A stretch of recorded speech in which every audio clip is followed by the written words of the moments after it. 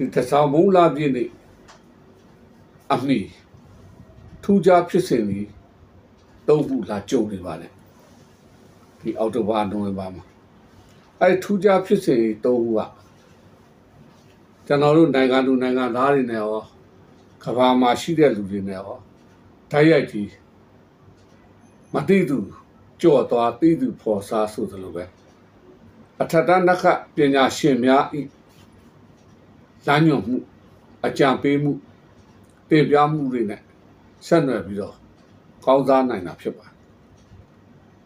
ကျွန်တော်ဒီလဲဒီအချိန်ဒီကာလကို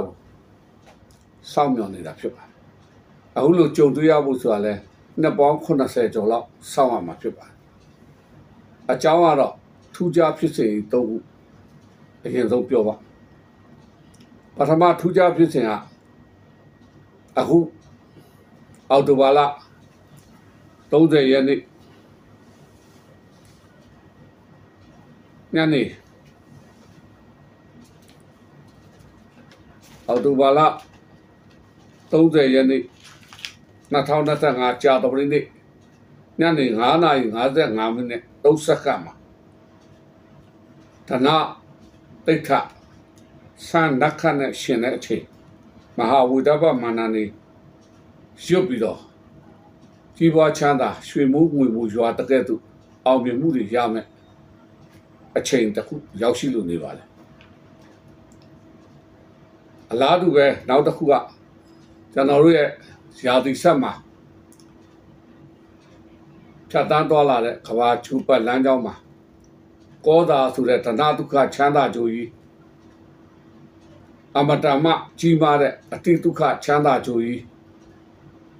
ဂျူပီတာပေါ့နော်အင်္ဂလိပ်လိုအဲ့ဒီဂျိုးကြီးချူပတ်လမ်းကြောင်းကနေသူ့ရဲ့အုပ်အိမ်ဖြစ်တဲ့ကရခရာသီကိုအခု18ရက်နေ့ကရခရာသီကိုရောက်ရှိလာမှာဖြစ်ပါအဲ့ဒီကြာသပတေးဂျိုးကြီးကလည်းအခုလိုအုပ်အိမ်ကိုရောက်ပြီး